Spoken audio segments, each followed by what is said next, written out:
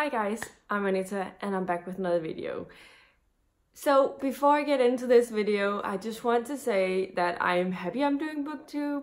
I am happy with everyone who is subscribed to me.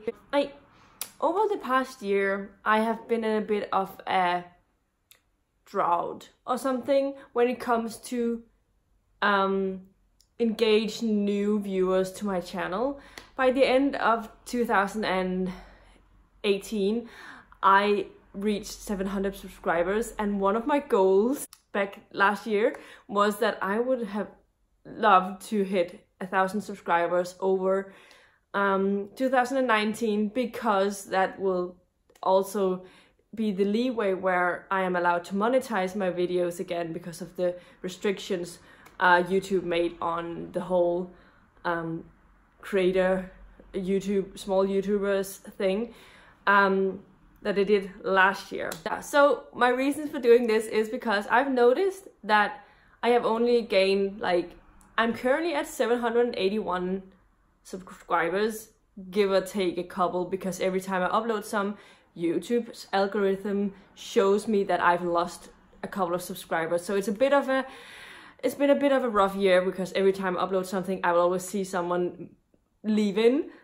I don't know if that's true or not, but it definitely is that way. And it can be really challenging when you're trying to create content. And I know I have the regular viewers, and I love that you're all watching and that you're communicating with me when you do. But on the other hand, I would also like to invite more into my channel, but for some reason I am not really successful in this. So I'm just looking at why that is not happening. And so this is my small discussion on why I'm failing Booktube, why I'm not as successful as other booktubers who's starting their channel, and they see them starting, they're new, and now they are like at 10,000 subscribers, something way off. And I'm like, yeah, I've been doing this for 3 years and I haven't even gained 800 subscribers, you know? Like, there's a bit of a, I don't know. So this is not me being ungrateful to everyone who is here, but it's just me talking about why I think that I don't have more subscribers at this present time. The first reason that I found, that I wrote down, is I don't tend to read the brand new, very hype releases that everyone is talking about. One, I don't know why I am always a little bit reluctant to pick up newer releases, because I think they're always so hyped up and I'm always really excited to read them. But if I end up reading books that are extremely new and hyped, I end up always being disappointed because I haven't seen anyone's reactions yet. I've only heard the buzz and not any of the negative. And most often, overly hyped books are not as good as they're hyped up to be.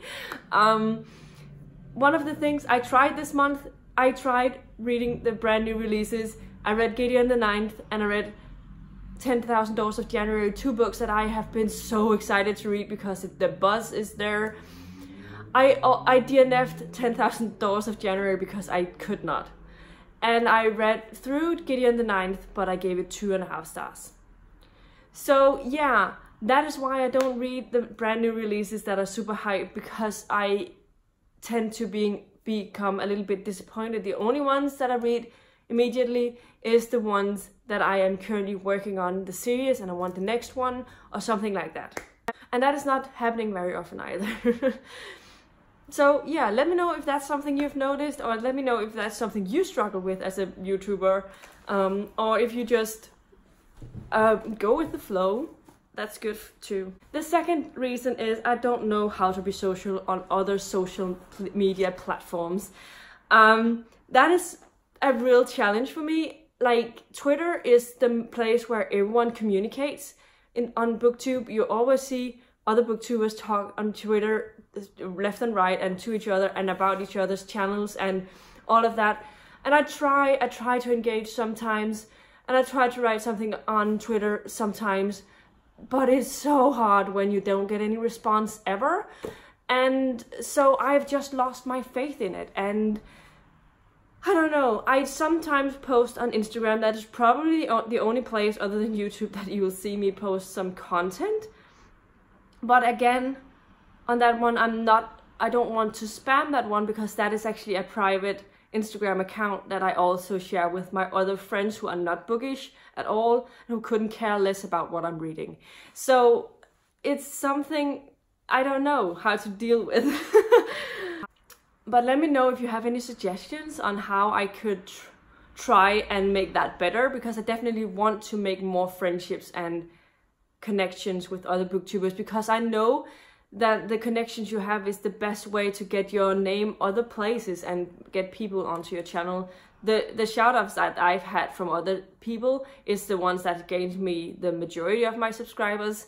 So I know how important they are, but that doesn't mean that I only want to be friends with them because of that. I just want to make connections because that is why it's fun to do booktube. Otherwise you're just like on your own, you're filming and you're like, I mean, you know. Reason number 3, I don't know how to make short videos. I know you know this. If you've been on my channel, you know that I tend to do pretty long videos. My wrap-up, for instance, last week was half an hour, but I did talk about 16 different books. How do I narrow 16 books down to 15 minutes? That is impossible. Otherwise, I have it's difficult for me to narrow videos down to under 10 minutes. It happens sometimes, but for the majority of the time, it is like around the 20 minutes mark or longer. And I know that that is not what the majority of the booktube viewers want. They want something short that they can just watch quickly and get an update on what you're reading and then on with the day, so that you don't lose their interests or whatever. Reason number 4, I don't read overly popular YA fantasy authors like Cassandra Clare or Sarah J. Maas. I have tried both, but I'm not a fan, so it's probably not gonna happen very often. I don't tend to love those really hyped YA authors, and I'm sorry, I try, but I don't. And I know that that is the majority of the viewers. They go to contenters?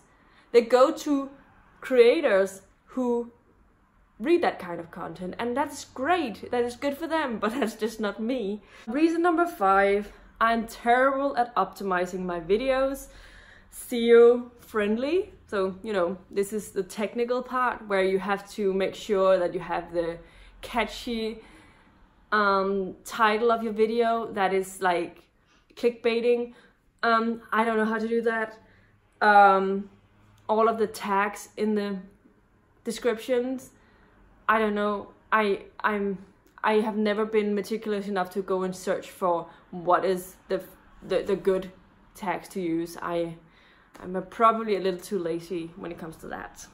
Reason number 6, I know on-haul videos are extremely popular, but I hate watching those, so I don't watch them. I'm never going to film an on-haul video like that. I'm doing the unwrapping thing, but I'm not overly talking about what I'm unhauling. I'm just talking about what I want to read, and then we'll see what happens. Lala's Closet Unhauls is the only unhaul type videos I've watched because she made it a challenge for herself. All the other unhaul videos I couldn't care less about. Another type of videos that I also never watch is subscription box unboxings. I don't know why, but it doesn't intrigue me enough to watch them, and everyone are doing them at the same time, and it just gets old. And I know they're popular because I know there's a lot of people who go to watch these videos, unboxings, and I just don't understand. And I also think that part of it is because I know how crazily expensive it is to get one of those boxes here, and I don't think the book or the things in it is worth that price. I don't have a lot of knickknacks on my shelf, so I don't need all of the extra. I would actually love to be able to get the book of the month subscription boxes where I can just choose the books that I want, but they don't ship to Denmark, so maybe someone else could do something similar here in Europe and it would be good. But I don't think I'm ever gonna do a video like that because it's not something I watch myself, so I don't want to have that on my channel. Reason number 7, I don't like ranting about books that I don't like. I know that some YouTubers spend a lot of time making rant videos about their the books that they don't enjoy, and I know they do it because there's a lot of viewers for that kind of content. I mean, I tend to also forget a lot about what happens in a book I don't like. If I don't like a book, I'm archivating it in a way where I am not going to think about that book ever again. And so I don't know how to make rant videos, and I don't like watching videos very much where I mean, okay, yeah, I have watched a couple that is fun, but you know, I don't know. It's not something I want to discuss too much. So that's probably never happened. So does that mean that I will change what I'm doing on my channel to fulfill any of these? No, because that's not me. I'm just going to try and keep what I'm doing and see if sometime in the future that will give me some more subscribers, and we'll see how it goes.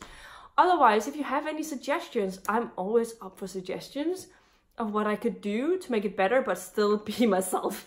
That is really important. You also always have to be who you are. So I also thought about the fact that a lot of other people, YouTubers, spend a lot of time requesting arcs, like future books that are coming out, so they can hype them up for other people. And I've never been one to being good at accommodating the arc style. Like, I at one point got so many NetGalley books. I haven't read very many of them, so my callback rate is very bad, or whatever you call it.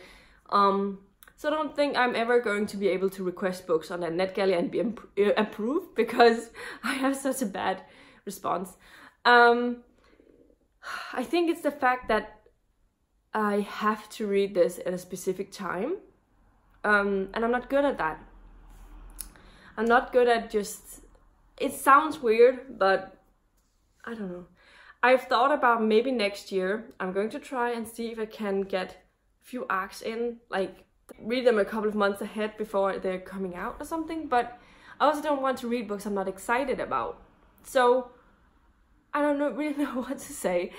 This is one that's really difficult for me, because I understand that a lot of people get arcs and get the buzz out, and that is one thing that also gets a lot of attention. But what if I read the wrong arcs, the wrong kind of books that doesn't get any attention anyway? That's not going to help me anyway in any way or form. So I don't know. This was a difficult topic. I feel like it's difficult to pinpoint why exactly it's so slow. Maybe the fact that I don't want to come out and say it, but that the fact that I am a non-English speaking creator means that I don't go out to as many outside of, I don't know, like the majority of my viewers are from the US, but I don't know if that has anything to do with it.